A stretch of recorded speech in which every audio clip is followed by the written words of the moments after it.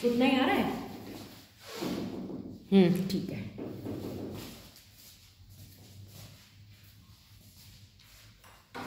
पढ़ा क्या है?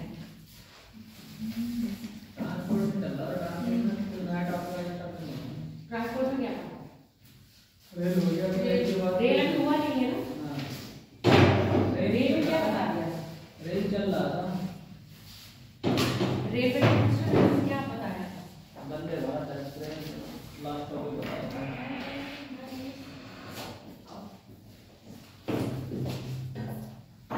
वंदे भारत एक्सप्रेस और ट्रेन के बता रहे थे। सुरेखा यादव पहली वंदे भारत ट्रेन चलाने वाली महिला। ये तो तुम्हारा करंट से रिलेटेड है, अभी इसी साल उन्होंने चलाई है। कितने दिन से कहाँ गए थे? घर चली गई थी। घर तुम्हारे पास आ जाता तो क्या? आज भारत में रेलवे की इकाइयाँ होंगी।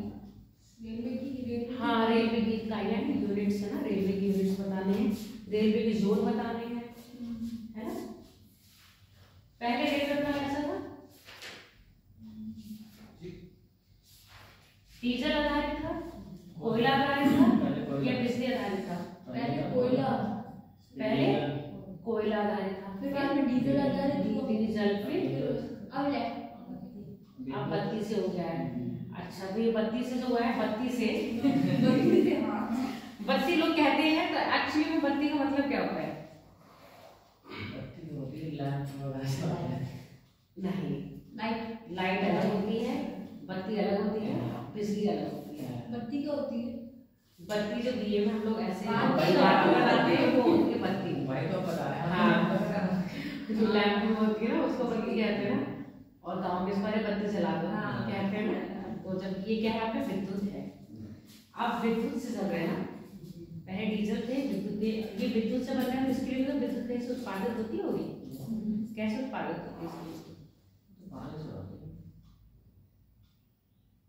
दो तीन मेथड है उसके, तो पवन के थ्रू होती है। नहीं, मैं ये कह रही हूँ जो हमारे इंजन चल रहे हैं विद्युत से, इलेक्ट्रॉनिक इंजन चल रहे हैं, इलेक्ट्रिक इंजन सॉरी, वो उसके लिए तो बिजली बनती होगी ना, उसके लिए बिजली का उत्पादन कैसे हो रहा है?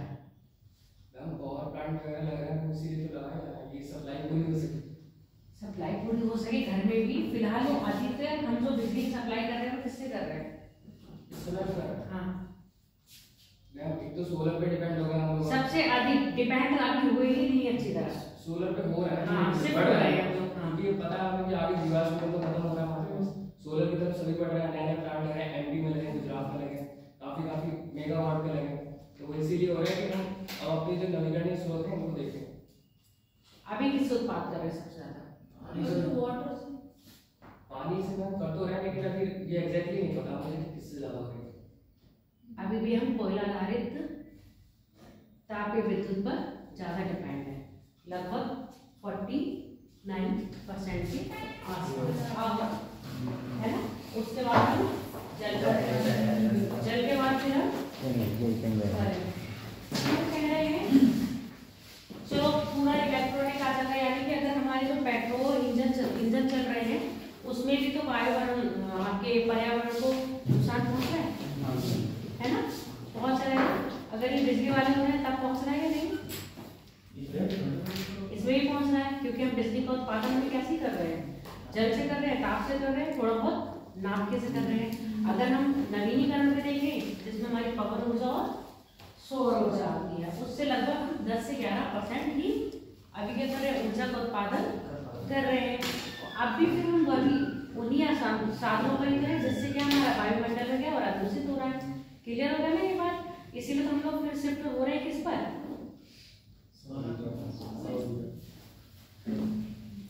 हम यातायात में बात कर रहे हैं, इलेक्ट्रिक के अलावा। हाँ, इलेक्ट्रिक में होगा व्हीकल्स जो आपकी कितने हैं, किससे चल रहे हैं? सोलर व्हीकल्स चल रहे हैं ना, बैटरी। हाँ, बैटरी वाले।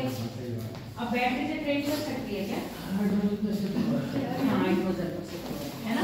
हाइड्रोजन पर शिफ्ट होने का कारण, हाइड्रोजन का दहन होता है, क्या निकलता है? हाइड्रोजन का दहन होगा तो क्या निकलता है?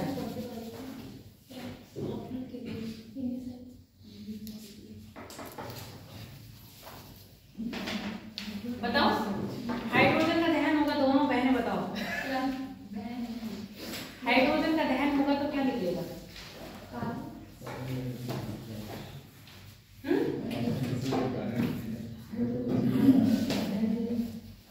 अरे कोयले का दहन होगा तो क्या निकलता है?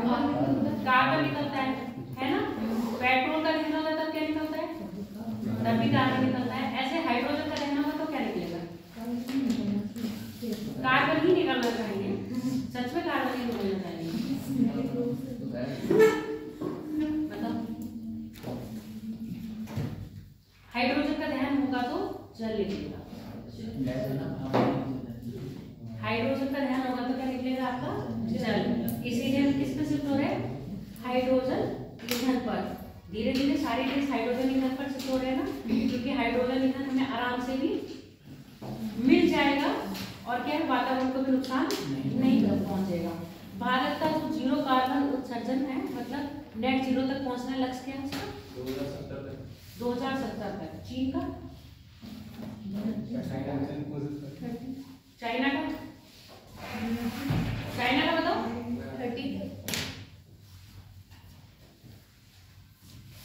30 तक तो SDG में बोल रखा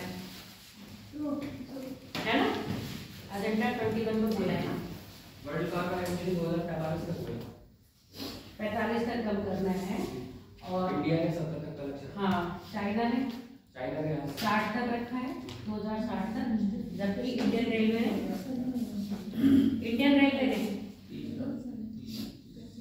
30 तक रखा है, 25 तक रखा है।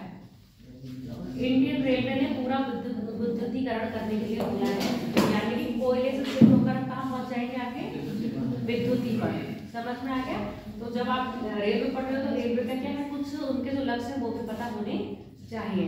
अब आप पहले देखते थे अपने यहाँ पीलीभीत में कैसी थी, छोटी लाइन थी और मीटर गेज था ना। अब मीटर गेज से अच्छा ब्रॉड गेज नहीं, ये ब्रॉड गेज होता है, ये मीटर गेज है, वो ब्रॉड गेज था। मैं बड़ी इसमें कंफ्यूज रहती हूँ, मीटर गेज और ब्रॉड गेज। वो बहुत छोटे होते हैं ये। हाँ, जो अधिकतर जो अब तो बड़ी बड़ी फैक्ट्री में जा रहे हैं, तो जो पहले जाते थे नैनो गेज, फिर ब्रॉड गेज, फिर मीटर गेज। आप मीटर गेज पर आ गए ना कि पढ़ी, तो मेरे को समझ ही नहीं आता था छोटी लाइन और बड़ी लाइन में फर्क क्या है। उनकी जो दूरी होती है ना पटरियों की, वो थोड़ी सी बढ़ जाती है, और बढ़ जाती है तो फिर इंजन भी बढ़ जाते हैं, साथ में मुझे लग रहा है उनकी कैपेसिटी भी बढ़ जाती है ना, उनकी गति, चलने की गति। इंजन में भी डिफरेंस होता है, इंजन पावर में डिफरेंस तो वैसे भी होगा। वो 8.5 में आता है तो 12,000 होता है हॉर्स पावर। इंजन बनते कहाँ पर है? सिर्फ रायबरेली में बनते हैं क्या? कपूरथला, पंजाब। हाँ, और चेन्नई में भी बनते हैं, कोलकाता में बनते हैं, 4 जगह बनते हैं। तो हम लोग कल बात कर रहे थे यूनिट की, यूनिट लिख लें। इसके बाद आज समझते हैं तो बंधन स्टार्ट कर फिनिश कर देंगे आज के बाद ट्रांसपोर्ट हम। और कोई आने वाले क्या कह रहे हो? क्वेश्चन भी बता देगा। अदर क्वेश्चन कैसे? इंटरव्यू हो गया है। All the best. क्यों सांसें अटक गई हैं? एजुकेशन खत्म होती है। तुम लोग को पता है, जैसे कभी कोई कहता था ना, सॉरी बोलने में अगर नहीं आया, नहीं ऐसा कुछ, सॉरी बोलने में भी कोई दिक्कत नहीं होती है।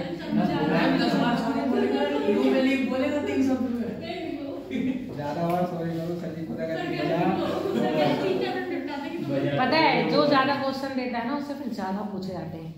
आप मेरा राष्ट्रीय में मैं जब डेमो देने गई थी तो वहाँ पर होता है ना, अपने सब्जेक्ट से रिलेटेड टीचर मिल जाता है तो वो बहुत ज़्यादा क्वेश्चन पूछता है, क्योंकि कॉमर्स वो भी आगे बैठे थे, वो भी कॉमर्स। अच्छा, वो पीसीएस क्वालिफाई करे हुए थे, उसके बाद जॉब से जब रिटायर हुए फिर वो अपना प्राइवेट में आ गए थे।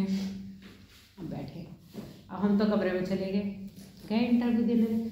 आधा घंटा उन्होंने अच्छी तरह क्वेश्चन आंसर, फिर उसके बाद मेरी फ्रेंड गई, वो 2 मिनट में निकल आई। तेरा बहुत जल्दी हो गया, मेरे से तो बहुत पूछा। जब आप क्वेश्चन के जवाब देने लगते हो, अगला बंदा ना आपसे फिर उसके क्वेश्चन में पूछता है, लोग कहते हैं ना कि इंटरव्यू में वो क्या पूछेगा, एक्चुअली वो क्या करते हैं, आप जवाब दो, आप कुछ बोलो, आप उसी में से फिर क्वेश्चन निकालेंगे। जब तुमसे मैं पूछती हूँ उसी में से मैं क्वेश्चन निकाल लेती हूँ ना, चलो बताओ। ऐसे इंटरव्यूअर जो होता है ना वो उसी में से क्वेश्चन निकालता है। क्वेश्चन वो अपने दिमाग में थोड़े ना रहते हैं उसके पास कि मैंने ये पूछना है, लिस्ट बना के नहीं बैठता है। जनरल आपसे पहले क्वेश्चन करेगा, हाँ, इसीलिए जब आप बोलना शुरू करते हो ना उसी में से उसको क्वेश्चन मिल जाते हैं।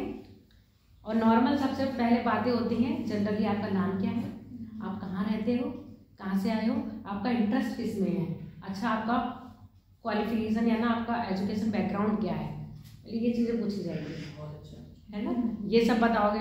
फिर इंटरेस्टेड आपकी पुस्तक पूछी जाएगी या कौन से स्पोर्ट्स में इंटरेस्ट रखते हो। अब आपने बोल दिया इसमें रखते हैं, आप बताओ इसका हेडक्वार्टर कहाँ है, इसका फेमस क्रिकेटर कौन है, इस समय किसने क्या करा है, आगे क्वेश्चन बन के। मैम कौन सी चीज बताइए इससे क्वेश्चन कम पूछे।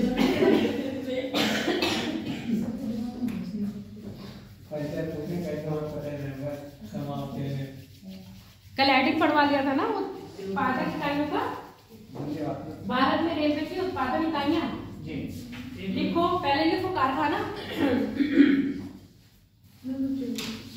अगर आप कहोगे ना मुझे रीडिंग पसंद है, पढ़ना पसंद है, सोचो अच्छा किस तरह से पढ़ना पसंद है, कौन सी बुक्स पढ़ना पसंद है, अब कहोगे इनके राइटर की, है ना, कोई भी अगर आपने राइटर कह दिया कि मुझे इनकी पढ़ना पसंद है, अच्छा तो इनकी आपने ये वाली बुक भी पढ़ी होगी तो बहुत फेमस है, आओ कहते हैं ना, तो आप जो करोगे उसी में जो क्वेश्चन बनते हैं। तो इसीलिए इंटरव्यू वो नहीं ले रहा है, इंटरव्यू आप खुद देने जा रहे हैं और आपसे कितनी लिमिट में उसको क्वेश्चन निकलवा रहे हैं वो आपके अंडर में। इंटरव्यू आप अपने हिसाब से, हाँ, इंटरव्यू अपने हिसाब से चलता है। और एक्स्ट्रा बोलोगे ना उनके साथ है नहीं सर ऐसा नहीं मैम ऐसा नहीं, ये है वो है, जितना उन्होंने पूछा बस सॉरी सर नहीं आता, और अगर आता है तो ये मेरा पॉइंट ऑफ व्यू है। दर्शन बहुत होते हैं ना, हर बंदे का दर्शन अपना अपना, यानी कि फिलॉसफी सबकी हर तरह की अपनी अपनी होती है, ठीक है, ये मेरी फिलॉसफी है, बाकी मुझे दूसरे से नहीं मतलब। चलो हो गया इंटरव्यू तुम लोगों के, लिखो इतने तो रोज होते हैं, इतने तो रोज होते हैं, अच्छी बात है। चित्ररंजन कारखाना, एक तरफ लिखो कारखाना, एक तरफ लिखो स्थापना वर्ष, एक तरफ लिखो स्थान, एक तरफ लिखो राज्य, कारखाना, स्थापना वर्ष, स्थान, राज्य, विवरण, राज्य विवरण। पहला लिखो, हाँ, भारत में रेलवे के उत्पादन इकाइयां,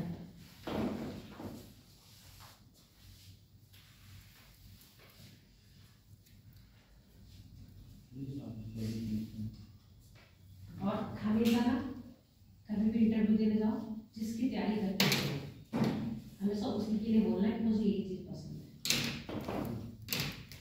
जिसकी तैयारी करते हो, चाहे भले ही दूसरा सब्जेक्ट आपको बहुत पसंद है और उसकी तैयारी उस समय नहीं है तो कभी नहीं बोलना चाहिए, ठीक है।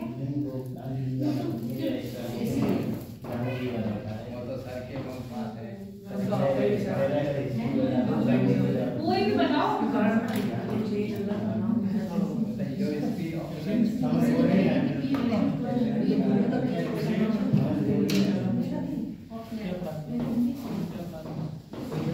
लिखा पहला देखो चित्ररंजन दास, और चित्ररंजन दास कहाँ पहुंचते हैं, हिस्ट्री में क्यों पहुंचा रहा है मुझे।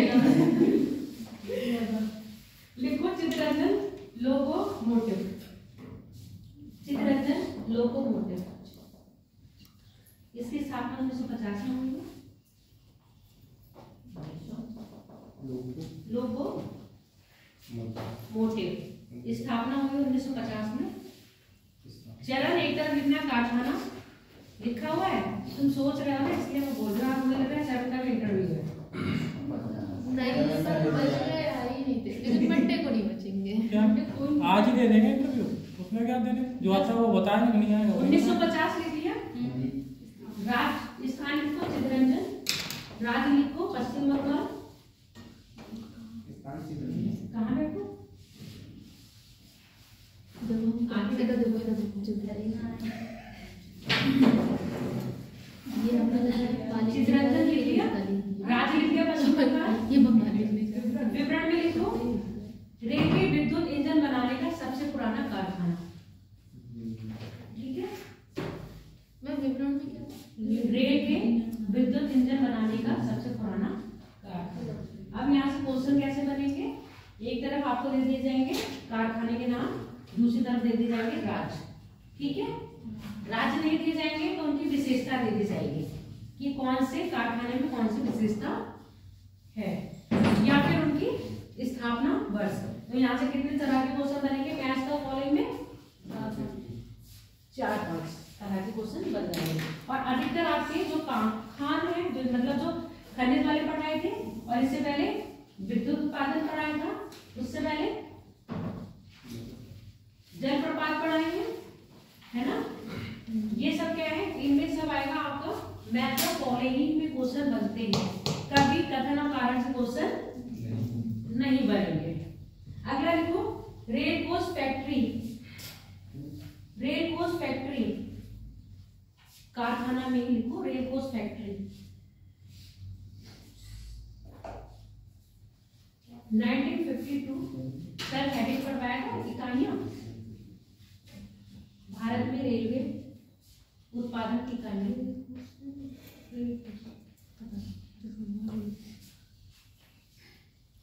एक तरफ लिख लो कारखाना,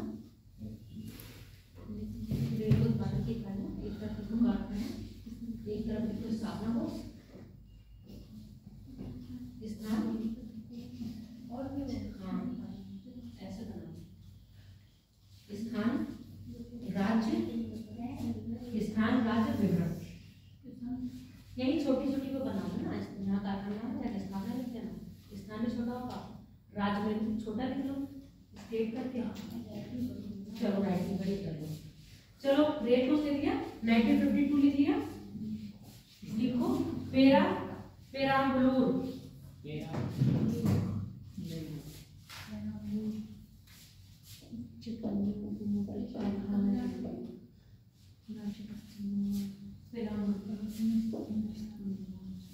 वो इस फोन का ही नहीं था।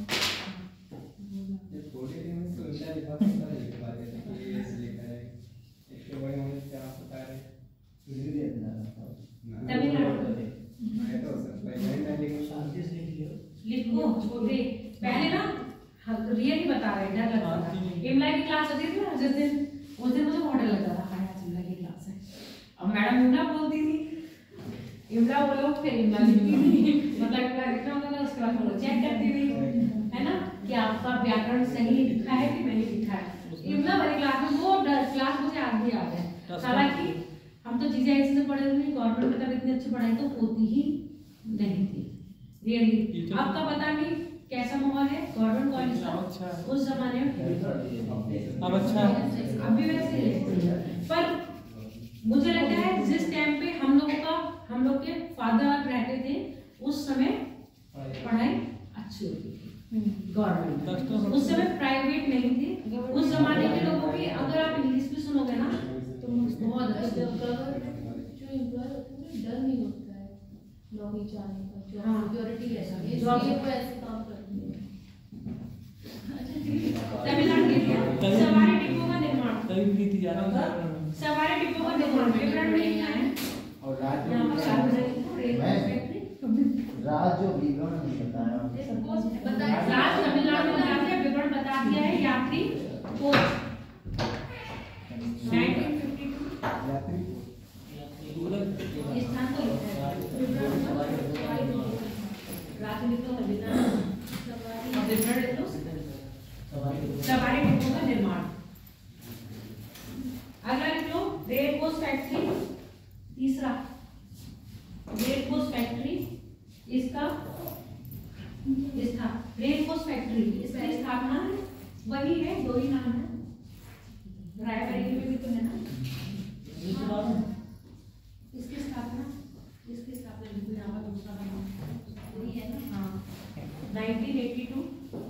सॉरी 86 1986 कपूरथला पंजाब।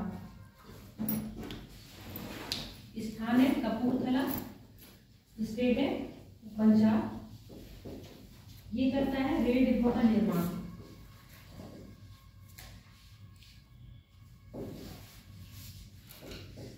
रेल डिब्बों का निर्माण। अगला लिखो डीजल इंजन आधुनिकीकरण कारखाना। विवरण हो गया ना? अगला लिखो डीजल इंजन आधुनिकीकरण कारखाना।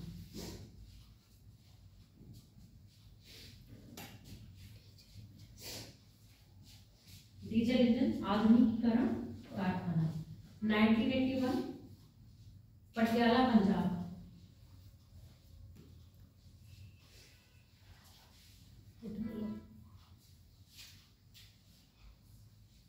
विवरण में लिखो डीजल इंजन के संघटकों का निर्माण।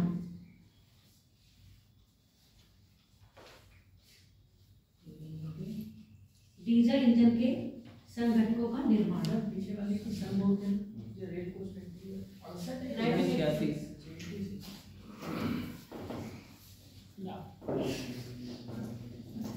अगला लिखो डीजल लोकोमोटिव। इसकी डेट बता दीजिए। किसकी? 1981। Diesel locomotive works. ठंड में जीव और हाथ पैर काम ही नहीं करते।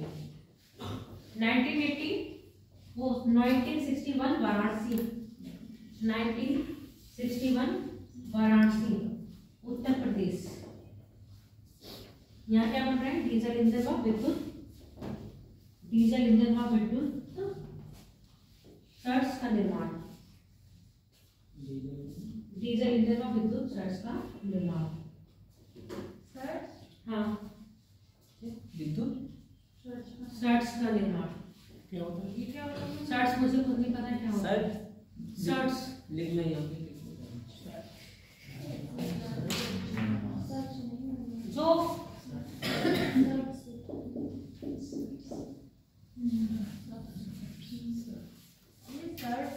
हाँ सर्ट्स तो बोल रही हूँ। तुम क्या कमीज वाला समझ रही? नहीं, मैं बोलने वाला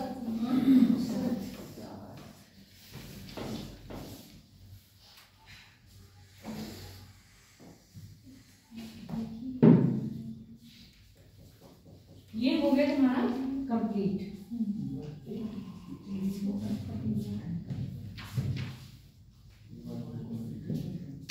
हाँ 5 थे और लिखना है इसके अलावा। एक ग्वालियर में भी है एक यात्री सवारी स्प्रिंग निर्माण। ग्वालियर में इसकी स्थापना हुई थी 1988 में। क्या नाम बताया हो? ग्वालियर में है बेटा। नाम कुछ नहीं है। यात्री सवारी नाम नहीं है उसका। स्प्रिंग निर्माण। नाम तो है। यात्री सवारी स्प्रिंग ये विवरण है। क्या होता है? यात्री सवारी स्प्रिंग ये क्या होता है? स्प्रिंग ये मुझे खुद नहीं पता, मैं मैकेनिकल वाली नहीं हूँ। हाँ जंपिंग करते हैं स्प्रिंग तो वही होता है ना, सवारी स्प्रिंग जो सीटों में लग रहे होंगे मुझे लग रहा है। मुझे सीटों में स्प्रिंग नहीं लगते हैं, जो इंजन के नीचे जो जंपर में लगते हैं वो स्प्रिंग। इनसे पूछो, ये मैकेनिकल वाले हैं आप। ठीक है, ये ग्वालियर में बाइक में जो सामने होती है उसी तरह स्प्रिंग होता है। ग्वालियर 1988। तिरुचिरापल्ली में लिख लिया। तिरुचिरापल्ली हाँ तिरुचिरापल्ली तमिलनाडु। इसमें बन रहा है डीजल विद्युत लोकोमोटिव इंजन। की लिख लिया मुझे लग रहा है। नहीं लिखा, दूसरा लिखा 1975 तिरुचिरापल्ली तमिलनाडु। इसमें बन रहा है डीजल विद्युत लोकोमोटिव इंजन। डीजल विद्युत लोकोमोटिव इंजन ये है 1975 में।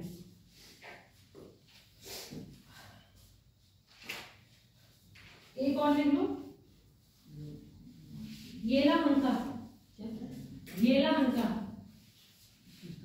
येलाहंका, या बनेगा या,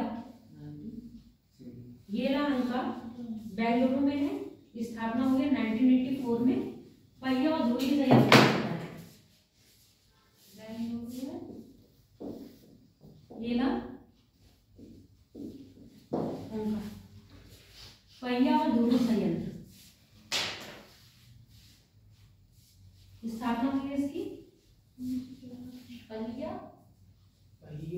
पहिया पहिया रेलवे के जो पहिए बनते हैं। धुरी संयंत्र धुरी धुरी एक्सल एक्चुअली तो बोलते हैं। हाँ इसकी स्थापना 1984 में हुई है। कपूरथला पटियाला लिखी ली हो, रायबरेली लिखी ली हो, नहीं लिखे हो, लिख लो फिर।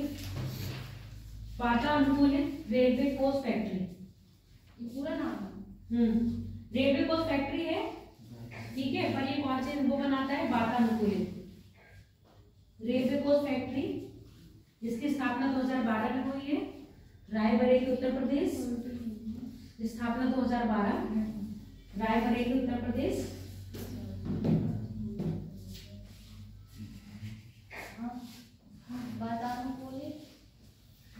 वातानुकूलित कोच बनाता है, जो आपके एसी कोच नहीं चलते, उसका निर्माण कहाँ हो रहा है आपके? रायबरेली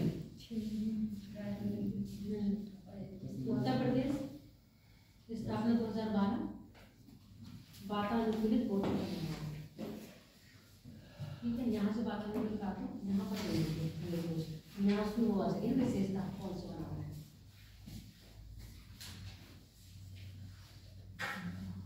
छपरा लिख लो, छपरा, छपरा में रेल पहिया कारखाना है। छपरा कहाँ है? छपरा तो पता ही होगा, जिला है। कौन सी नदी के तट पर है छपरा? छपरा में बनता रेल पहिया कारखाना है, रेल पहिया कारखाना। नाम क्या है? नाम नहीं है बेटा, बस छपरा में है। ऐसे ही स्थापना से 2004 है।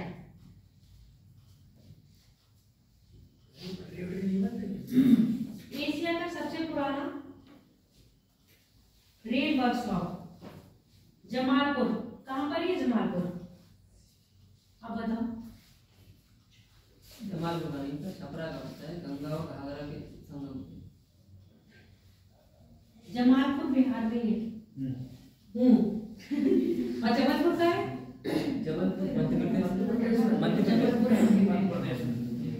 जमालपुर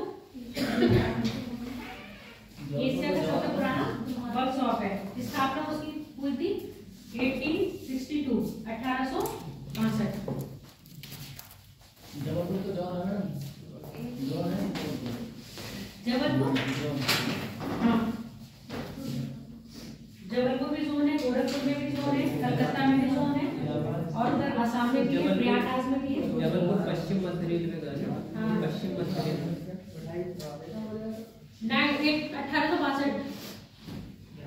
1862।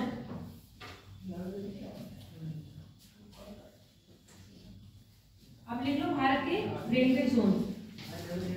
कितने जोन है मम्मी? बताओ कितने जोन है? 18। भारत में सब 18 जोन है, 18 पुराने है ना? 18 मंडल है। 18 यूपी में 18 मंडल है। नगर पालिका कितनी है? 17। नवी कौन सी बनी है? नई नवेली कौन सी बनी है? बताओ। हाँ, उत्तर प्रदेश की नगर निगम नई कौन सी बनी है? यही तो इंटरव्यू है, तुमने मुझसे उठाया, मैंने उठा दिया। बताओ नई कौन सी बनी है? सॉरी मैम, क्या नॉलेज ही तो मिलती है।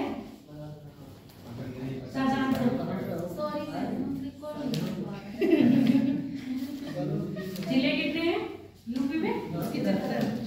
सबसे बड़ा जिला लखीमपुर की। सबसे बड़ा जिला देखो, सबसे छोटा जिला है आपको। और सबसे नवीनतम जिला हाँ है। सबसे नवीनतम जिला कौन सा है? शामली। ये तो तुम लोग दिमाग में रखो, बस चलते फिरते बातें हैं ये। उसमें एक ही बना था, ये दो है। किस समय? जिस समय शामिल बना था, अकेला शामिल बना। चलो लिखो। बाद 3 नए बने थे, तभी 75 हो गया। शामली बिल्कुल नवीनतम जिला बना है और जब बना है शायद शामली के बाद सबसे भाजपा के बाद 3 नए बने, सभी 75 हो गए थे। एक साथ में काश नहीं बना था। नहीं, शामली तो अभी रिसेंट में जल्दी बना है। बहादुर तो बहुत पुराने में हम लग रहा है उस समय हुए भी नहीं थे, हम लग रहा नहीं हुए ही नहीं थे। चलो लिखो गुवाहाटी, पहले लिखो पूर्वोत्तर सीमांत रेलवे जोन, पूर्वोत्तर सीमांत रेलवे जोन ये बनाया गया है 15 जनवरी 1958। जरा बात नहीं करो, 15 जनवरी 1958।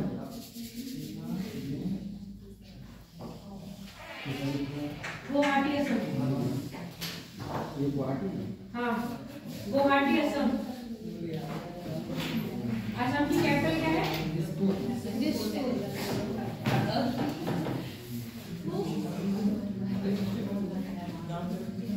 असम में एक शक्तिपीठ भी है, नाम पता उसका? कामाख्या। हाँ। अगला लिखो पूर्वोत्तर रेलवे जोन, पूर्वोत्तर रेलवे जोन गोरखपुर, पूर्वोत्तर रेलवे जोन गोरखपुर। स्थापना है 14 अप्रैल 1952।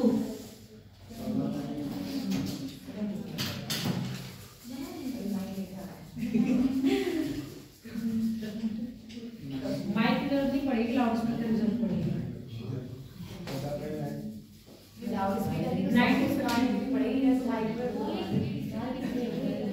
हाँ, नहीं इकाइयां कंप्लीट हो गई। अगला लिखो पूर्व मध्य रेलवे, पूर्व मध्य रेलवे,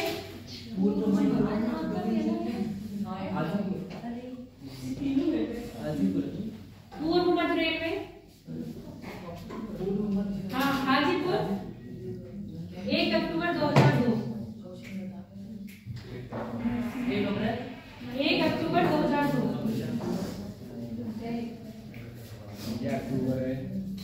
अगला लिखो हाजीपुर, हाजीपुर पूर्व मध्य रेलवे। जहाँ तक देखो एमपी वगैरह में आएगा, बाकी मुझे कंफर्म नहीं है। हाजीपुर एमपी छत्तीसगढ़। अगला लिखो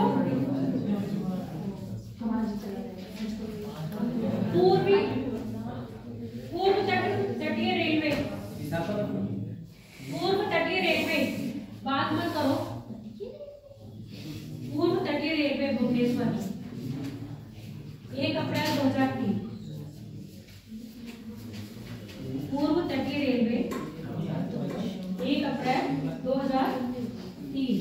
हेडक्वार्टर इसका भुवनेश्वर। भुवनेश्वर किसकी राजधानी है? Very good. दक्षिण पूर्व मध्य रेलवे, दक्षिण पूर्व मध्य रेलवे बिलासपुर, बिलासपुर कहाँ है? आंध्र प्रदेश। एक बिलासपुर तो एमपी में है, एक बिलासपुर यूपी में है। यूपी वाला नहीं है, एमपी वाला है। इसका वर्ष लिख लो 1 अप्रैल 2003, 1 अप्रैल 2003। दोनों एक साथ इसका 1 अप्रैल है, हाँ। अगला लिखो सिकंदराबाद,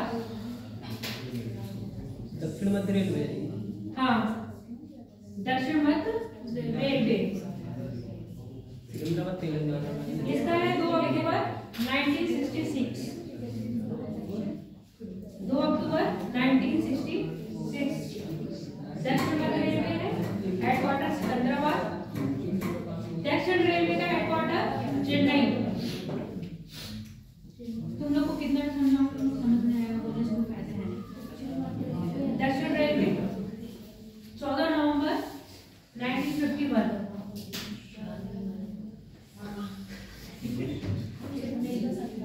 14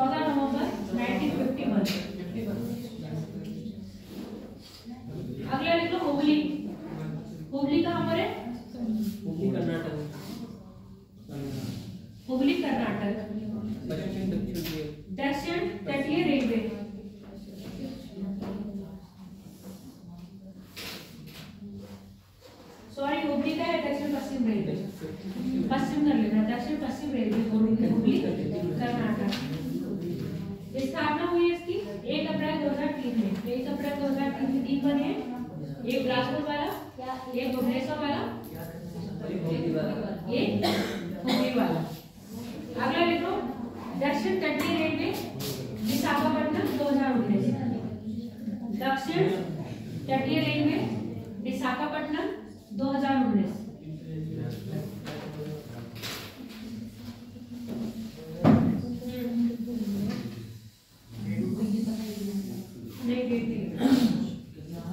अगला लिखो मध्य रेलवे मुंबई सेंट्रल।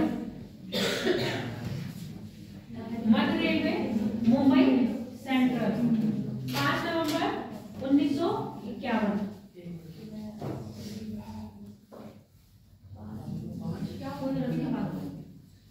5 नवंबर 1951।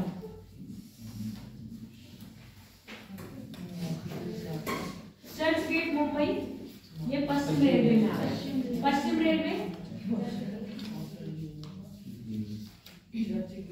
चर्च गेट मुंबई, ये भी मुंबई में बहुत बड़े हो गए। 5 नवंबर 1951। हाँ, अगला है पश्चिम मध्य रेलवे जबलपुर एमपी। पश्चिम मध्य रेलवे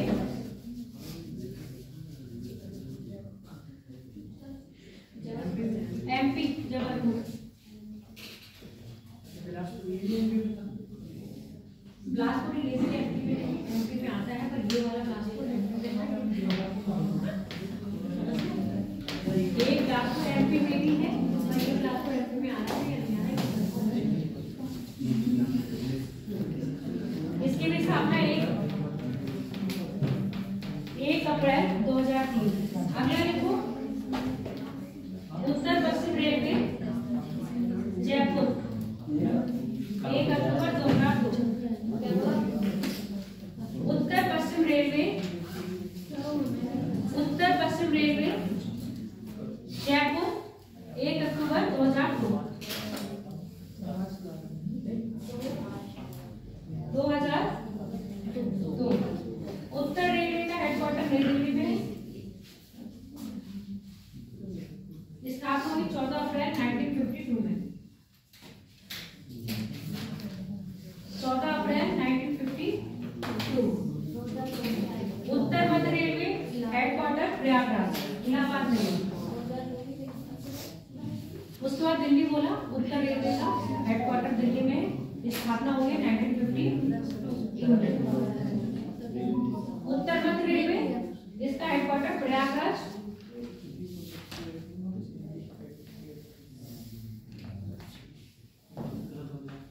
इसकी स्थापना हुई 1 अप्रैल 2003 को।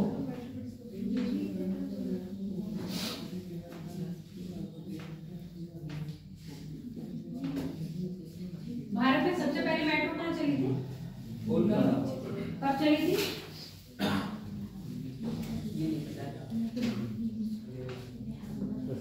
पहली वाटर मेट्रो कहाँ चली है? कोलकाता में। पहली वाटर मेट्रो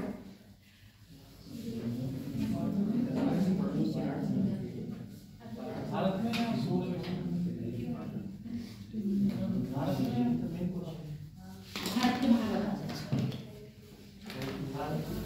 बताओ, पहली वाटर मेट्रो और पहली अंडर वाटर मेट्रो, दो क्वेश्चन है।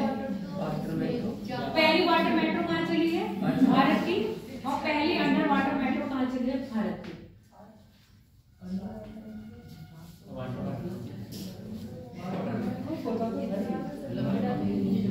ये पानी के अंदर चली है और एक पानी में चली है।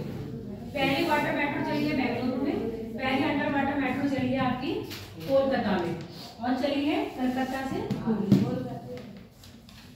क्या सर्च कर रहे थे? मिल गया? दिमाग में क्वेश्चन रखा करो, गूगल में नहीं। ठीक हो गई? एक्स्ट्रा नॉलेज मिल गई? वाटर के ऊपर चल रही थी। एक अंडर वाटर सुरंग बना के चलाई गई है जो आपके हुगली नदी में चली है, कोलकाता से आपका हुगली तक चली है। ठीक है, अभी रिसेंटली चली है 2023 में, इसका क्या हुआ है, उद्घाटन हुआ है। इससे पहले 2023 में चली है वाटर मेट्रो बेंगलुरु में। पहले वाटर मेट्रो चलाई गई, फिर अंडर वाटर मेट्रो चली गई। ठीक है, भारत में पहली मेट्रो कहाँ चली थी आपकी, कोलकाता में। टॉय ट्रेन कहाँ चल रही है, वो छोटी छोटी ट्रेन, टॉय ट्रेन तो कहते हैं, शिमला में चल रही है, शिमला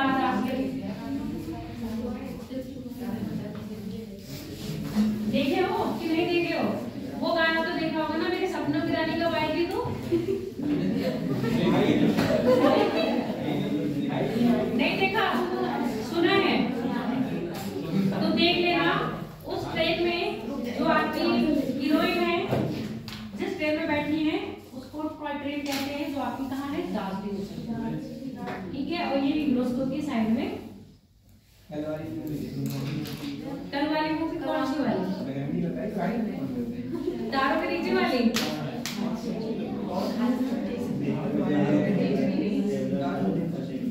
बर्फी तो देख रखी होगी, बर्फी मूवी देखी है किसी ने? बर्फी मूवी रणबीर कपूर की है शायद, है ना? और प्रियंका बर्फी मूवी की पूरी छोटी दार्जिलिंग मूवी है, उसमें नजरें दिखाई गई है, वो भी। चलो अच्छा, पहली मेट्रो कहाँ चली आपकी, कोलकाता में। दूसरी मेट्रो कहाँ चली है, दिल्ली में। मुंबई में कभी रिसेंटली स्टार्ट हुई है। ठीक है, दिल्ली के बाद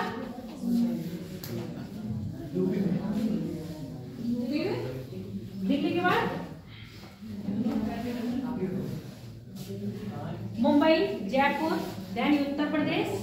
ठीक है, उत्तर प्रदेश के बाद चंडीगढ़, छत्तीसगढ़। अब ये सब चीजें चल रही हैं, तो आप ये सीक्वेंस लिखोगे या याद करके लाओगे अपने आप से। वैसे मेट्रो से ज्यादा पूछा नहीं जाता है, पर जैसे हम शिफ्ट कर रहे हैं तो हो सकता है क्वेश्चन पूछ ले बस। हाँ चलो, क्या रेलवे जोन दो है, कितने लिखे हैं इन लोगों ने?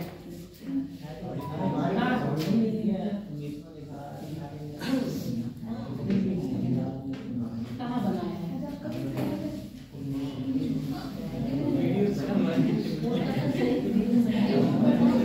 अच्छा नया सुन लो, अभी 26 नए कुएं, तेल के कुएं खोजे गए, बताओ कहाँ? हाँ, 26 नए तेल के कुओं का पता लगा है। कृष्णा गोदावरी साइड, बताओ कहाँ लगा है? खाली कृष्णा गोदावरी बेसिन में। अब अपना हेडिंग डालो, बंदरगाह। मैडम क्या करते हैं?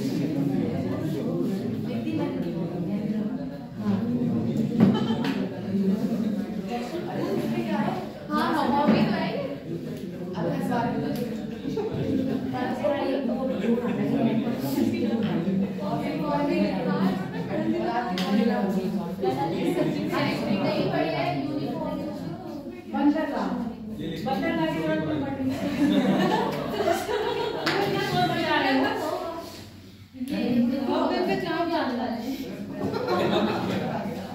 क्या सोच बज रहा है पीछे? क्या मिल गया, मुझे भी दे दो, मैं भी हंस लूं। जब इंटरव्यू होगा ना, तब इंटरव्यू की बात कर लेना, अभी इंटरव्यू नहीं चल रहा।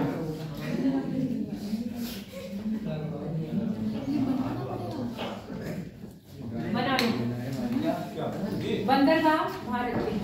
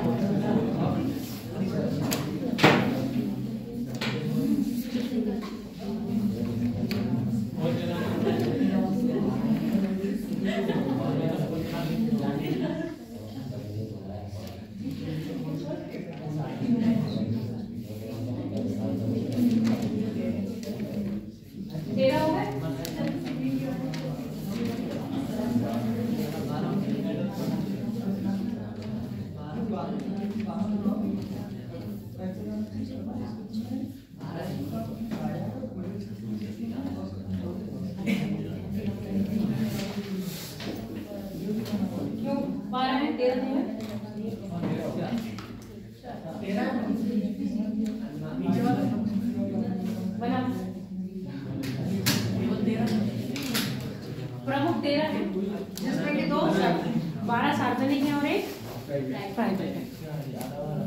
बंदर कहाँ? टाटा वाला नहीं है, ऐसे तो बहुत है। अभी मुद्रा सुनोगे, मुद्रा बंदर था।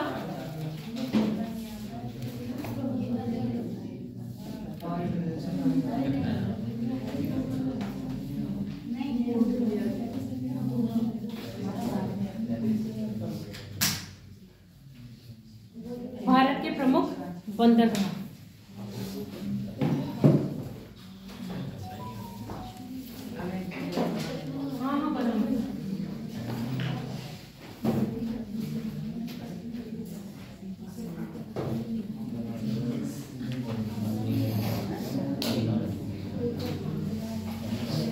नाम भी लिख दो, इसमें नाम लिख दो।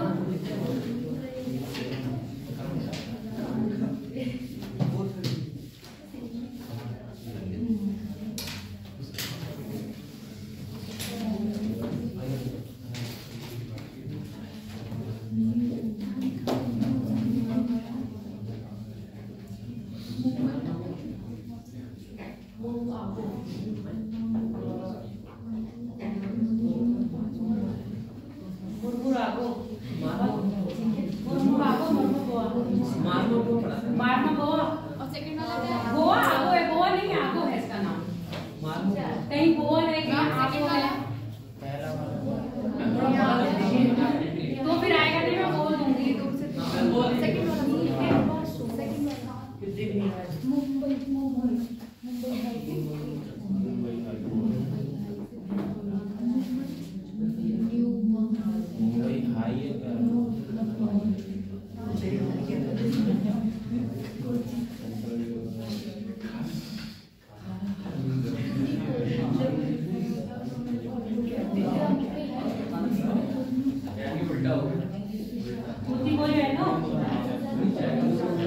मुंबई हाई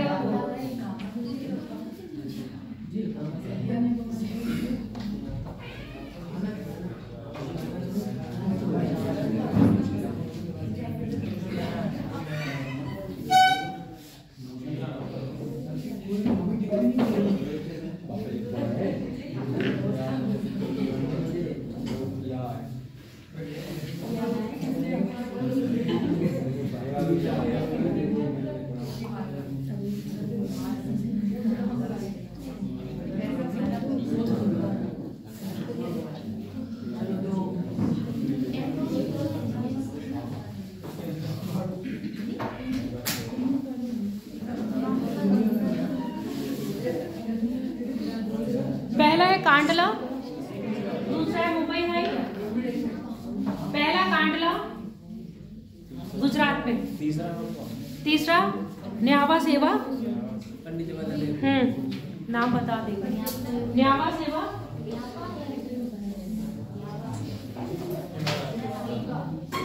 न्यावा सेवा। फिर मुरमुर गोवा, मुरमुर गोवा, मुरमुर आगो। मैं तो आगो से आता है, मुरमुर गोवा। न्यू मैंगलोर, बैंगलोर का तो आराम से याद है। न्यू मैंगलोर, मारमा गोवा, फिर new Mangalore. New Mangalore, new Mangalore के बाद है कोच्चिन, कोच्चिन बंदरगाह, कोच्चि बंदरगाह। फिर तूतीकोरी, तूतीकोरी के बाद एन्नोर, एन्नोर के बाद चेन्नई,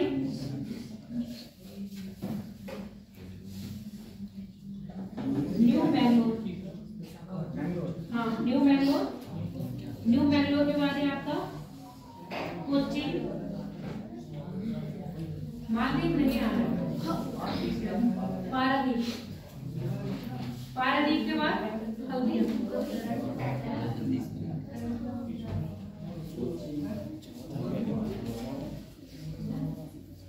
देखो, अगर पूछा जाएगा भारत में सबसे ज्यादा वोट कहाँ है या कौन से राज्य में, तो आपका आता है महाराष्ट्र।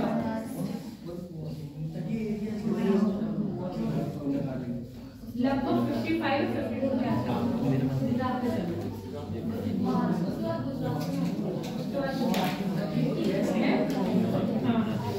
ये तो प्रमुख है ना। इन प्रमुख में से जो 12 है वो क्या है आपके सार्वजनिक है, और जो एक फोर्थ प्लेयर वाला है वो आपका निजी है। फोर्थ प्लेयर वाला निजी है, बाकी क्या है आपका सार्वजनिक है। अब एक एक करके फोर्थ के बारे में लिखते जाओ।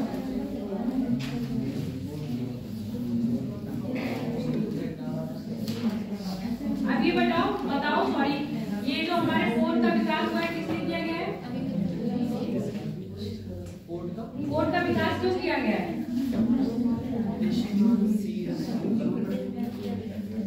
विदेशी मार्ग को, मतलब विदेशी यातायात को सुगम करने के लिए।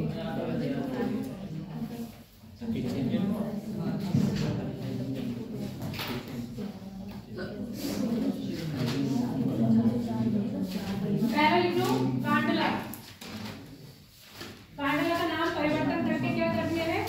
पंडित दीनदयाल उपाध्याय बंदरगाह। कांडला गुजरात में अवस्थित है, इतना तो आपको पता ही चल रहा है, गुजरात में है।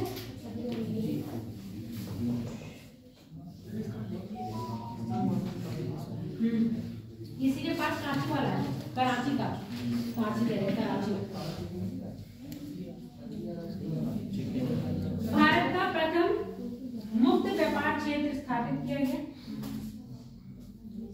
भारत का प्रथम मुक्त व्यापार क्षेत्र स्थापित किया गया इसी बंदरगाह को।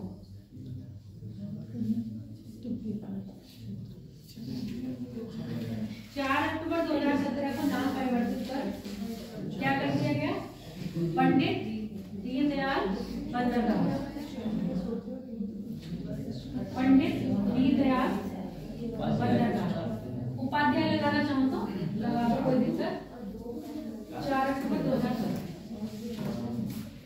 तो नाम परिवर्तन करके कर दिया पंडित दीनदयाल बंदरगाह। अगला लिखो मुंबई। मुगल सराय स्टेशन का नाम भी पंडित दीनदयाल कर दिया है। झांसी स्टेशन का नाम बदल के क्या कर दिया है? वीरांगना अवंतीबाई झांसी। रानी लक्ष्मीबाई का नाम। हाँ सॉरी, रानी लक्ष्मीबाई, वीरांगना अवंतीबाई कहाँ पहुंच गए? देखो मुंबई आई, मुंबई आई या मुंबई पोर्ट। पहली बात तो भारत का सबसे व्यस्तम पोर्ट है आपका ये, सबसे व्यस्तम पोर्ट।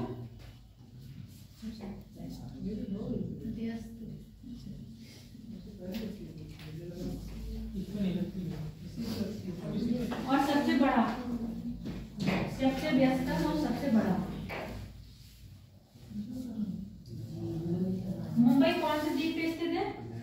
मुंबई खालिया गेट। खालिया बेट, खालिया बेट कहाँ पर है? मुंबई कहाँ पर है?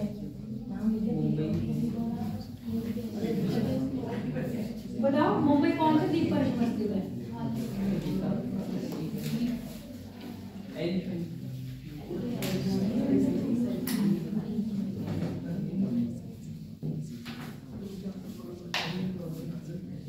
मुंबई कौन से द्वीप पर अवस्थित है?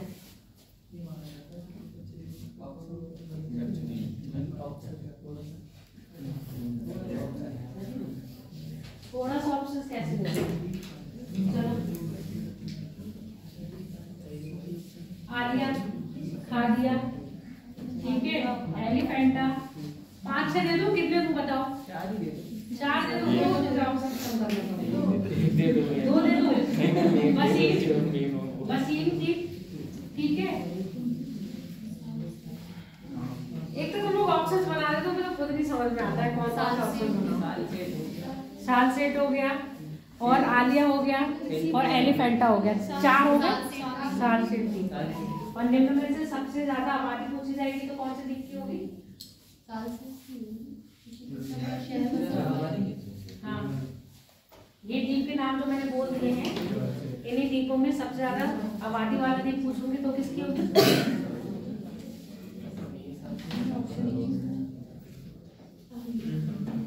तब भी 7 से 8 ही होगा, क्योंकि मुंबई क्या है, सबसे घनी आबादी वाला शहर है।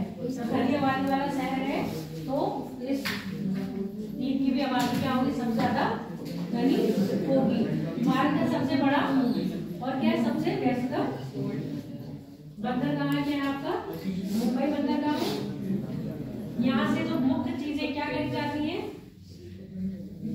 निर्यात की जाती है, उनमें क्या हो गया आपका, सूती वस्त्र हो गए, चमड़े का सामान हो गया, सूती वस्त्र, चमड़े का सामान, पेट्रोलियम, सूती वस्त्र, चमड़े का सामान, पेट्रोलियम, मैग्नीज, मशीनरी, इंजीनियरिंग सामान।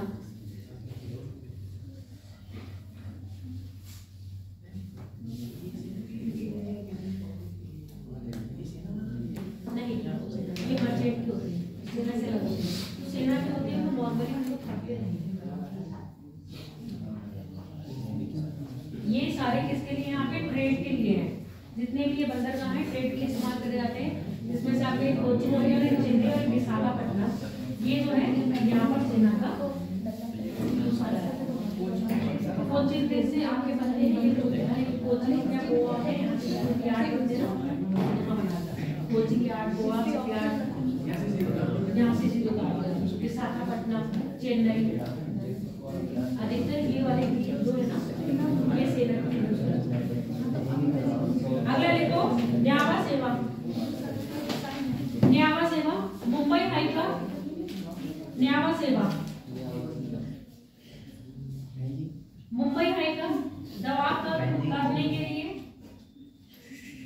या मुंबई बंदरगाह का दबाव कम करने के लिए इस बंदरगाह का निर्माण किया गया था।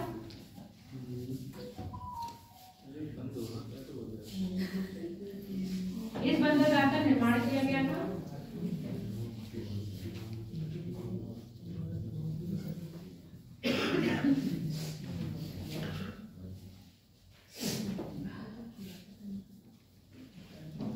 वर्तमान में इसका नाम क्या है, जवाहरलाल नेहरू बंदरगाह। न्यावा सेवा का वर्तमान में नाम है जवाहरलाल नेहरू बंदरगाह। न्यावा सेवा का वर्तमान नाम है जवाहरलाल नेहरू बंदरगाह। यह बंदरगाह पूर्णतः आर्टिफिशियल यंत्र चलित है, कंप्यूटराइज्ड है। यह बंदरगाह पूरा कंप्यूटरीकृत, हाँ, यंत्र चलित बंदरगाह है। हाँ, जो मशीनरियों से चलता है। आदमियों का क्या काम कम है। हाँ, एक तरह से आधुनिक शैली पर विकसित किया गया है बंदरगाह। यंत्र चलित, जिसको आधुनिक शैली पर, जिसका विकास आधुनिक शैली के आधार पर किया गया है, जिसका विकास आधुनिक शैली के आधार पर किया गया है।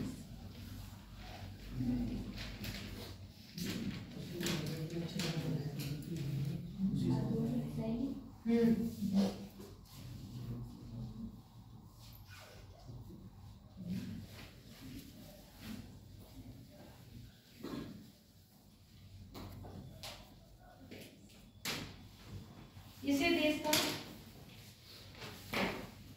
12वां बड़ा बंदरगाह घोषित किया गया। 12वां बड़ा बंदरगाह घोषित किया गया।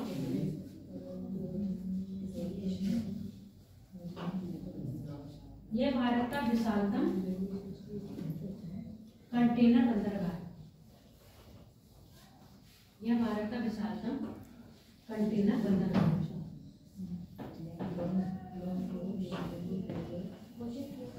घोषित किया गया है। यह भारत का विशालतम कंटेनर बंदरगाह है। यहाँ से बड़े बड़े कंटेनर कहाँ जाते हैं आपके, फॉरेन, और फॉरेन से बड़े बड़े कंटेनर कहाँ आते हैं, हाँ। अब मारमा गोवा, मारमा आ गो,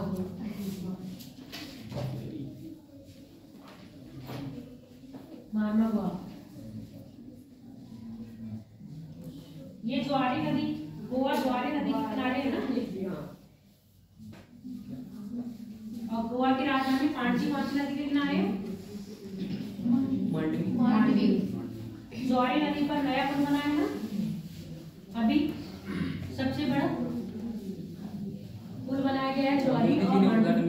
ज्वारी और मांडवी नदी दोनों को मिला के बनाया गया है। लिखो गोवा।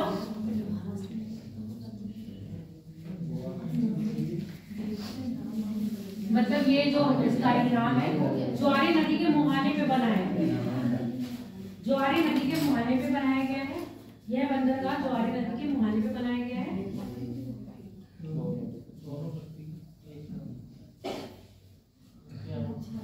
देश का सबसे बड़ा निर्यात आधारित बंदरगाह, देश का सबसे बड़ा निर्यात आधारित बंदरगाह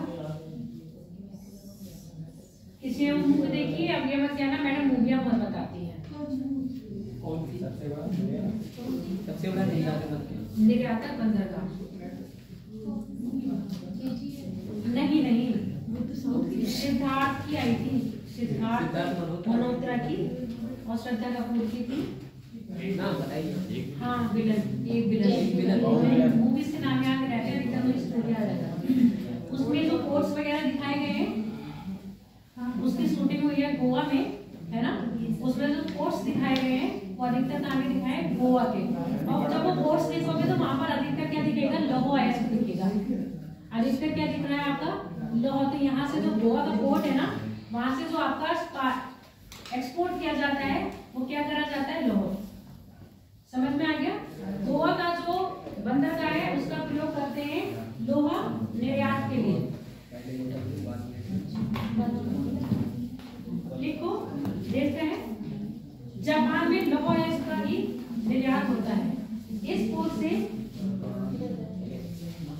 पोर्ट से जापान में लौह अयस्क का निर्यात किया जाता है। इस पोर्ट से जापान को लौह अयस्क का निर्यात किया जाता है।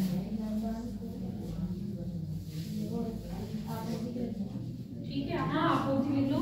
अब इसके साथ साथ नारियल, काजू, इसके साथ साथ नारियल, काजू, मैग्नीज आदि का भी निर्यात किया जाता है। इसके साथ साथ नारियल,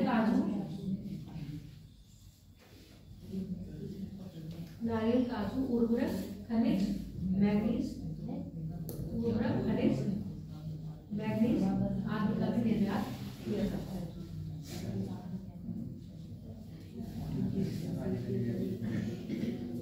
न्यू मैंगलोर, गोवा जाओगे ना? ना कह रहे हो, मैं कुछ बताने वाली हूँ तो कह रहे हो ना। ठीक है, मैं नहीं बताऊंगी। चलो न्यू मैंगलोर बता दो कि आपका चलेगा। आप नहीं बताएंगे? अरे हम नहीं जाएंगे, आप बता दो। मैम हम नहीं जाएंगे, आप बता दो।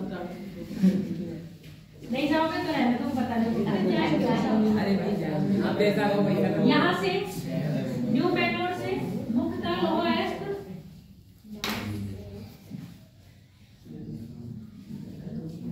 अब यहाँ से लौह अयस्क ही क्यों एक्सपोर्ट किया जा रहा है? बताओगे कुछ कारण? मुख्यतः लौह अयस्क का ही निर्यात करा जाता है। क्यों? क्योंकि यहाँ पे लौह अयस्क का उत्पादन होता होगा। लौह अयस्क का उत्पादन कहाँ हो रहा है? कौन से क्षेत्र में?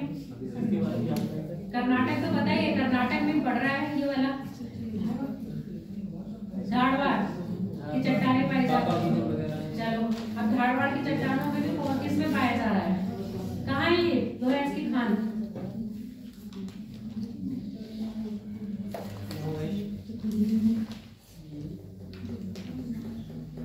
बताओ कहाँ है लौह अयस्क की खान? कर्नाटक राज्य में। और कौन सी टाइप का लोहा मिल रहा है यहाँ पर? पहली कोटि का, दूसरी कोटि का, तीसरी कोटि का, चौथी कोटि का? हेमेटाइट किसकी है?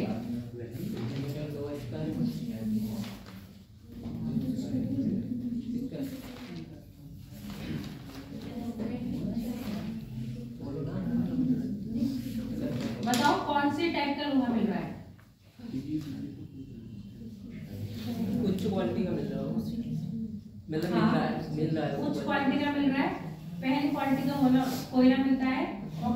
आपका पुनर्मुखी खानों से मिलता है।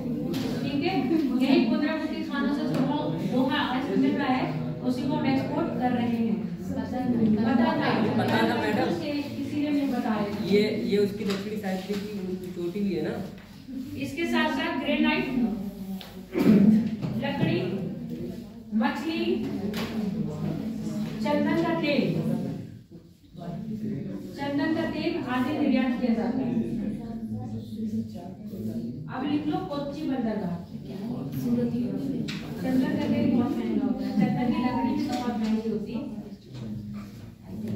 बताओ पहले जमाने में लोग चंदन की लकड़ी से इंसान का अंतिम संस्कार करते थे।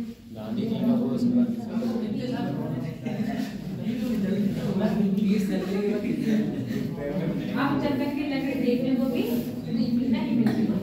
अगला लिखो कोच्चि।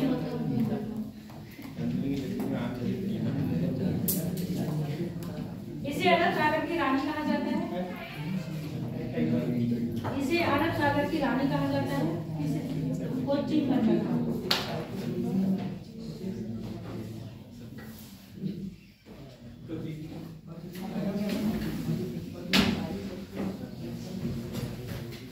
यह बंदरगाह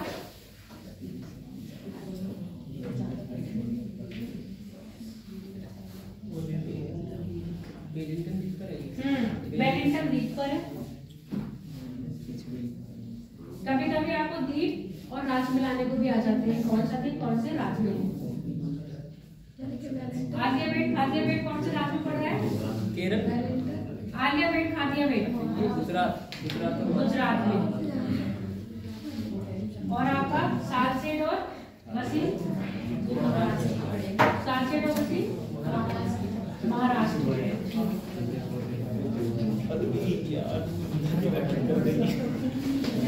इस पदन से इस पदन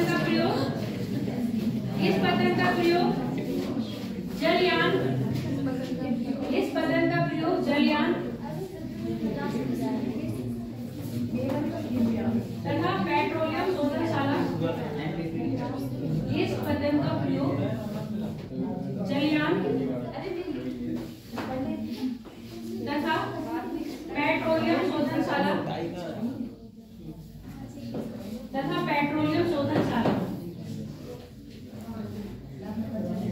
स्थापित किया गया है। समझ में आ गया? यहाँ से एक्सपोर्ट इंपोर्ट का काम नहीं होता, अभी बता दिया था। अगला लिखो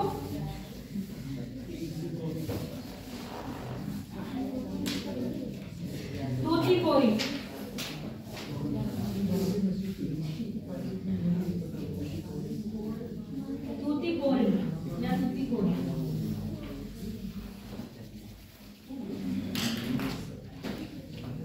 अगर पूछा जाएगा पेपर में कभी निम्नलिखित में से कौन से राज्यों में सबसे ज्यादा प्रमुख बंदरगाह है, तो कौन से राज्य बताओ?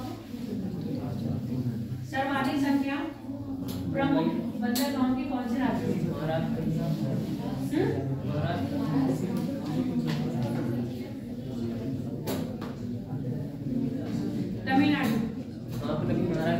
तमिलनाडु में 3 है। देखो तूतीकोरी, एन्नोर, चेन्नई सामने लिखा हुआ है। महाराष्ट्र में सिर्फ 2 ही है। मैंने प्रमुख नहीं कहा ना, अभी मैंने क्वेश्चन में बदल दिया ना। मैंने कहा प्रमुख कौन से हैं और सर्वाधिक कौन से हैं। सर्वाधिक में आएगा तो मुंबई आएगा और प्रमुख में पूछा जाएगा तो तमिलनाडु। क्वेश्चन पूछने का फॉर्म में तो देख लो सामने लिखा हुआ है। हाँ बोलो किसको? तूतीकोरी लिखो। यह बंदरगाह भारत का सबसे दक्षिणतम बंदरगाह है। भारत का सबसे दक्षिणतम बंदरगाह है।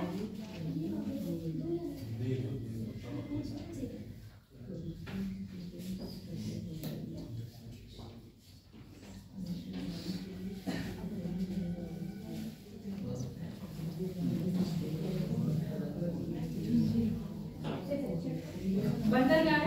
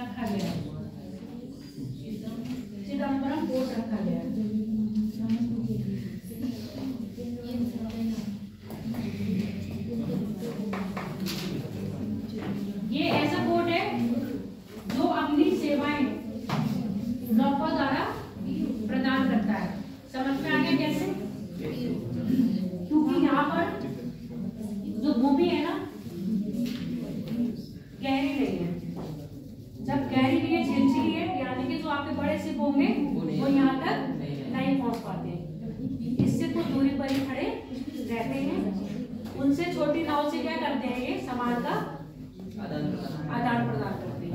आगे बात समझ में? शिप का इसके तट तक ना पहुंच पाने के कारण यहाँ पर क्या है, भूमि उथली यानी कि छिलछिली है, उथली छिलछिली कह लो, गहरा नहीं है समुद्र। तो गहरा नहीं है तो बड़े शिप क्या है, अंदर ज्यादा नहीं जा पाते, इसलिए दूर खड़े हो जाते। छोटी नौकाओं द्वारा सामान को क्या करा जाता है, धरातल पर और धरातल से शिप तक पहुंचाया जाता है। तो भारत का पहला नौका वाहन पतन है। छोटे छोटे नाव होती है ना, छोटी नाव होती है ना, उनके साथ जाता है छोटी कार्गो शिप। इसका हाल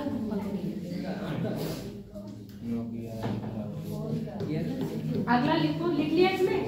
भारत का पहला नौवाहक, भारत का पहला नौवाहक पतन, नौवाहन पतन, नौवाहन से वो वाला पतन समझ में आ गया ना, क्यों है ये? क्योंकि यहाँ पर क्या है, समुद्र की गहराई हाँ उथली है या कम है ना, समुद्र की गहराई कम है, जिस कारण बड़े से यहाँ पहुंच नहीं पाते। अगर इनको एनोर, यह देश का सबसे बड़ा कंप्यूटराइज्ड बंदरगाह है। और जो आपका तूतीकोरी है ना, इसका अधिकतर उपयोग करते हैं मछली के लिए। कभी भी पूछा जाएगा तो मछली का एक्सपोर्ट इंपोर्ट या मछली का पकड़ने का काम कौन से बंदरगाह से किया जा रहा है, आपका तूतीकोरी। एनोर के बारे में लिखो, यह भारत का सबसे बड़ा कंप्यूटराइज्ड बंदरगाह है।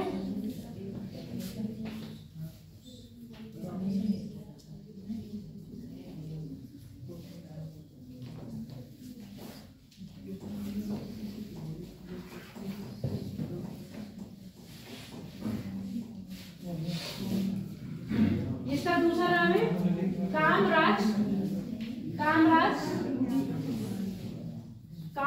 बंदरगाह।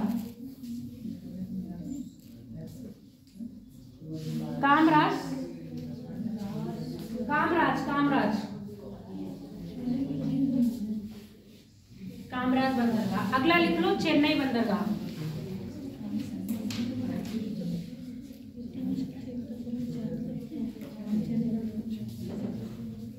भारत के प्राचीन बंदरगाहों में से एक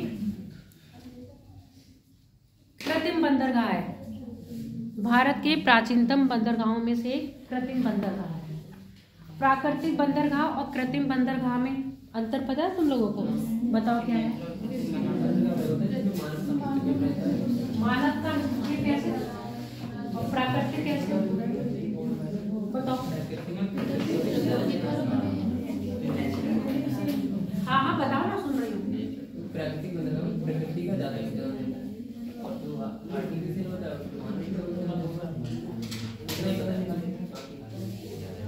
बताओ। प्राकृतिक बंदरगाह में और कृत्रिम बंदरगाह में अंतर कैसे हम डिसाइड करेंगे कि प्राकृतिक है कृत्रिम है? जो प्राकृतिक बंदरगाह होता है वो मतलब प्राकृतिक तटबंध द्वारा निर्मित रहता है, और जो कृत्रिम बंदरगाह होता है वो मानव निर्मित रहता है। जो कि तट की बनावट होती है, एक प्राकृतिक रोडवेज पे कभी गए हो? रोडवेज पे गए हो? गए हो? कभी देखा है कि रोड पर बस रोडवेज पे बस खड़ी करने के लिए कुछ ऐसे टाइप का बना होता है? दिखाई नहीं देता बना होता है इस टाइप का। एक बस यहाँ पर आके खड़ी हो गई, दूसरी बस यहाँ पर आके खड़ी हो गई, तीसरी बस यहाँ पर आके, चौथी बस यहाँ पर आके। ऐसे नॉर्मली बना होता है। इसमें क्या होता है, इधर भी जगह रहेगी, इधर भी जगह रहेगी, इधर भी जगह रहेगी। रहती है कि नहीं रहती है बस में? अगर यही सीधी लाइन खड़ी करते तो बस वाले अपने मन से बिल्कुल सटा सटा के लगाते रहेंगे, रास्ता क्या कर देंगे, ब्लॉक कर देंगे। अब प्राकृतिक बंदरगाह में क्या होगा, देखो सबसे पहली बात जब भी बंदरगाह बनेंगे तो वहां पर क्या है, गहराई क्या होनी चाहिए, ज्यादा होनी चाहिए। ज्यादा गहराई होगी तभी तो बड़ी शिप कहाँ बिल्कुल किनारे तक आ पाएंगे। और जब प्राकृतिक रूप से बंदरगाह कैसे है, ये कटे छटे हैं यहाँ पर, तो यहाँ पर सिर्फ आराम से आ जाएगा। और जब सिर्फ यहाँ पर आराम से आ गया, जितनी भी चक्रवात या आपकी ज्वार भाटा वाली स्थिति आती है तो इन चीजों को नुकसान नहीं पहुंचता है। ये क्या रहते हैं, सुरक्षित रहते हैं। अब यहाँ पर आराम से आया, सिर्फ अंदर घुस गया, सामान यहाँ से उतर गया, सामान यहाँ से उतार लिया। अब ये चीज अगर मान लो जहाँ पर क्या है, तट रेखा बिल्कुल कैसे सीधी है, कटी छटी नहीं है, वहां पर गहराई तो है, और हमें क्या करना पड़ेगा, एक पोर्ट का तैयार करना है ना। अब पोर्ट तैयार करने के हमने इसको क्या करा, आगे ही कुछ क्या कर दिया, लोहे के कुछ इस तरह से बना दिए, धरातल से जोड़ दिया। यहाँ पर हमने सिप को खड़े करने की जगह रख दी, फिर एक जगह और बना दी, तो अब हमारे सिप यहाँ आ जाए। तो ये जो बना है ये हमारा है कृत्रिम बंदरगाह, और ये जो बनाया है प्राकृतिक ने वो हमारा हो गया प्राकृतिक बंदरगाह। आगे बात समझ में, यहाँ पर सिर्फ क्या होंगे, आराम से रुक जाएंगे। और ये मानव निर्मित है। अभी जैसे मैंने ये बताया, यहाँ पर क्या है, छिलछिला है, समुद्र ज्यादा गहरा नहीं है। अगर हम यहाँ भी क्या करेंगे, इतनी सीमा तक आगे बढ़ा देंगे तो हमारे बोट यहाँ पर रुकने से यहाँ तक पहुंच जाएगा ना आराम से। ये जो कृत्रिम बंदरगाह है, ये हम लोगों ने अपनी सुविधा के अनुसार इनको क्या कर दिया है, डेवलप कर दिया है। तो आपका जो चेन्नई बंदरगाह है क्या है, सबसे बड़ा कृत्रिम बंदरगाह है। और सबसे बड़ा प्राकृतिक बंदरगाह पूछा जाएगा तो आपका कौन सा है, विशाखापट्टनम।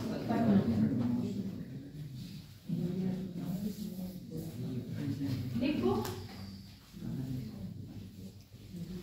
ये है कृत्रिम बंदरगाह, देखिए, जिसे वर्ष 1875 में बनाया गया था, जिसे वर्ष 1875 में बनाया गया था, चेन्नई, जिसे वर्ष 1875 में बनाया गया था।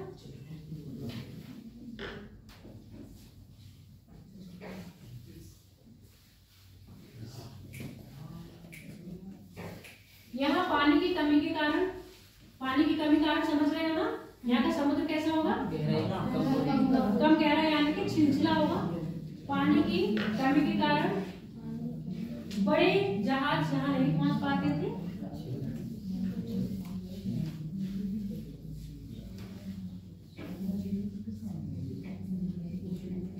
जिस कारण इसको कृत्रिम रूप से गहरा किया गया। अब कृत्रिम रूप से गहरा समझना, मतलब समझ गए ना तुम लोग।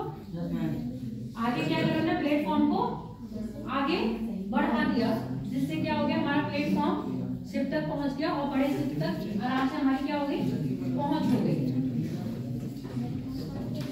इस बंदरगाह से पेट्रोलियम उत्पाद, उर्वरक, इस बंदरगाह से पेट्रोलियम उत्पाद, उर्वरक, लौह अयस्क, मैग्नीज, अभ्रक, रेशम, जितने तुम्हारे दिमाग में आ रहे हैं सारे लिख लो। कपड़े, तंबाकू, तेल, हल्दी आयात निर्यात किया जाता है, ठीक है, आयात निर्यात किया जाता है। मुंबई के बाद चेन्नई, मुंबई के बाद चेन्नई बंदरगाह, चेन्नई तो लिखा है यार, चेन्नई में लिखा नहीं। मुंबई के बाद चेन्नई भारत का दूसरा सबसे बड़ा बंदरगाह है।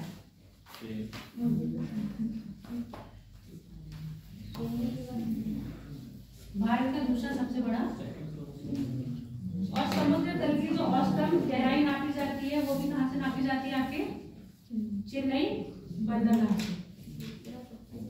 अगला लिख लो, विशाखापट्टनम।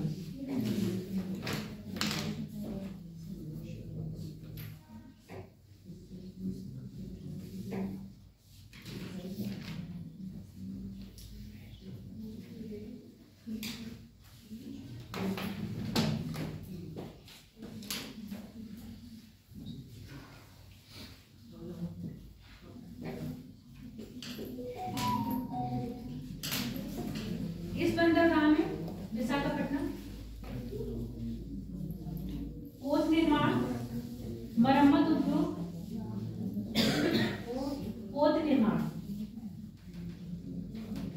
पोत निर्माण, मरम्मत उद्योग आदि किया जाता है। मरम्मत आदि किया जाता है। इस बंदरगाह से लौह अयस्क, पेट्रोलियम,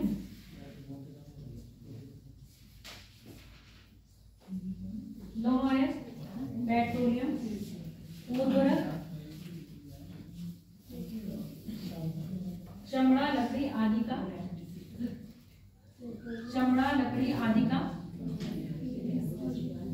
आयात निर्यात किया जाता है। चमड़ा लकड़ी आदि का निर्यात किया जाता है। भारत का सबसे गहरा बंदरगाह यही है। इस बंदरगाह की एक विशेषता ये है, भारत का सबसे गहरा प्राकृतिक बंदरगाह विशाखापट्टनम है। इस बंदरगाह की एक विशेषता ये है, ये प्राकृतिक आपदाओं से सुरक्षित है। प्राकृतिक आपदाएं समुद्र में कौन कौन सी आती हैं? सिर्फ ज्वार भाटा आपदा है क्या? नहीं। किसने कहा ज्वार भाटा आपदा है? किसको लगता है ये आपदा है? नुकसान कर रही है क्या?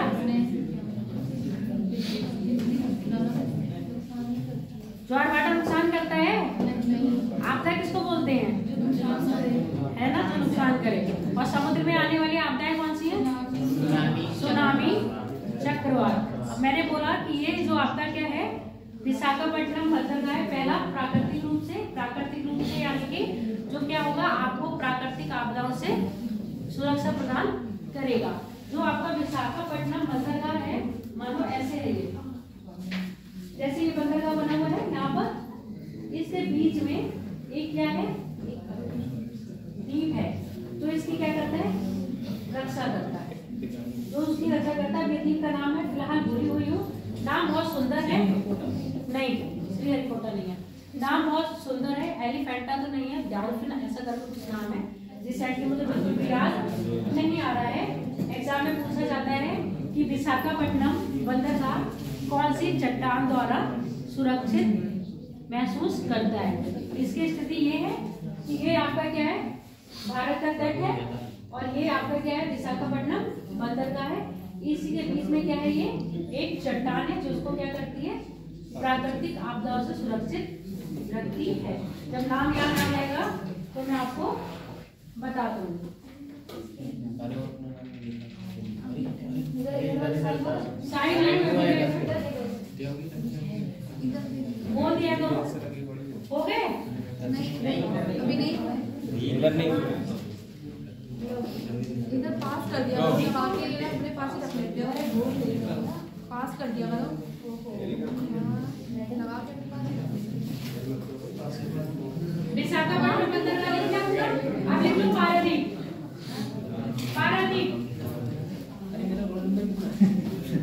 ये बंदरगाह ऐसे लगाओ, पास करके क्या लगे? उड़ीसा राज्य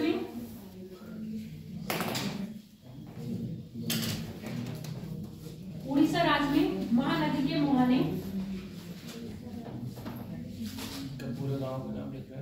अवस्थित है। यह मुख्यतः कच्चा लोहा निर्यात किया जाता है। यहाँ से मुख्यतः कच्चा लोहा निर्यात किया जाता है। कच्चा लोहा निर्यात किया जाता है। यह प्रधान बंदरगाह है, निर्यात किया जाता है। यह प्रधान बंदरगाह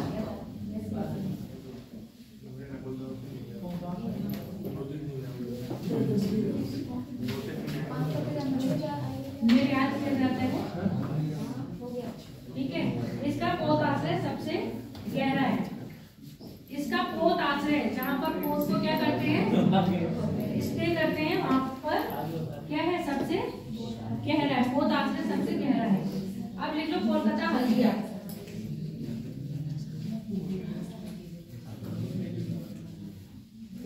कोलकाता हल्दिया,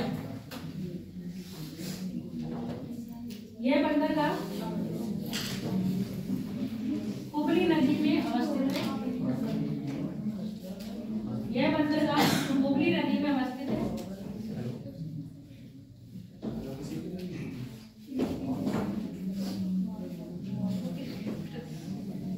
इसका विकास भी मुंबई पोर्ट की भांति अंग्रेजों ने किया।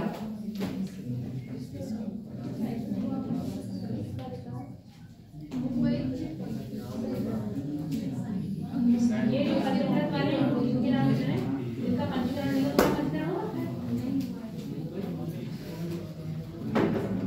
मुंबई बंदरगाह की भांति इसका विकास भी अंग्रेजी सरकार ने किया है, यानी कि अंग्रेजों द्वारा किया गया।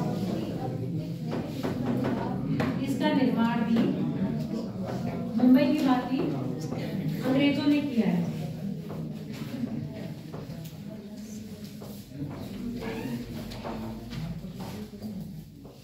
यह एक ज्वारीय बंदरगाह है। जैसे कांडला भी क्या है, ज्वारीय बंदरगाह है, वैसे इनकी क्या है, ज्वारीय बंदरगाह है। ज्वारीय बंदरगाह का मतलब समझ रहे हो? नदी तट पे, समुद्र तट पे, समुद्र तट पर इसका मतलब ज्वारीय है। ये ज्वार पे डिपेंड रहते हैं, उसको कैसे ज्वारीय है? अब बताओ ये ज्वार पे डिपेंड कैसे रहेंगे? अभी कह रहे थे ना प्राकृतिक आपदा, अब बताओ। मैम जहाँ पानी नहीं है वहाँ ज्वार हो जाएगा, पानी आएगा फिर ले जाएगा।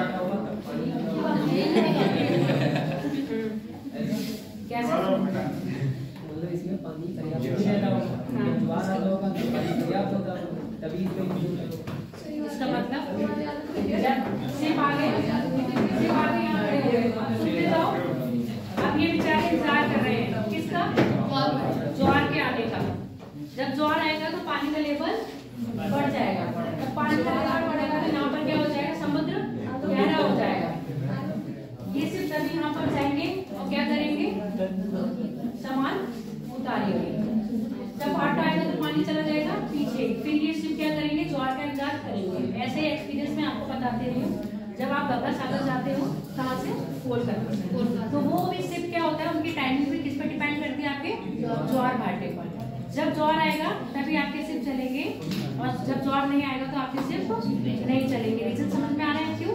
क्योंकि जो उनका पोर्ट है वो बहुत दूर पड़ जाएगा और फिर आदमी यहाँ पानी में फंस जाएगा। इसलिए वो ज्वार का इंतजार करते हैं ताकि जब ज्वार आएगा तो हम तट के पास पहुंच जाएंगे।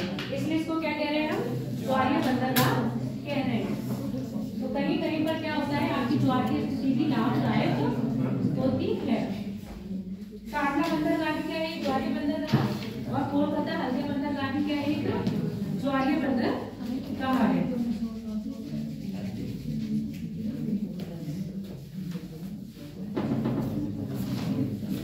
अगला लिख लो पोर्ट पिलियर।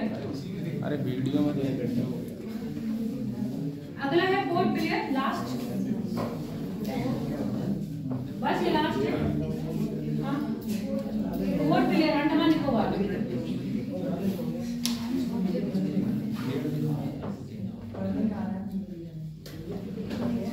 इस बंदरगाह का निर्माण 1 जून 2010 को,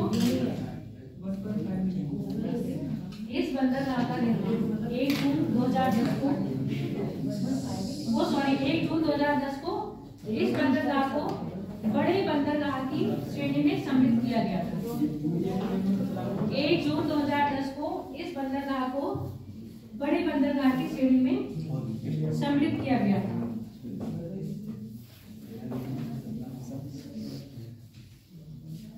जिसके साथ ही देश में बड़े बंदरगाहों की संख्या कितनी हो गई, 13 हो गई।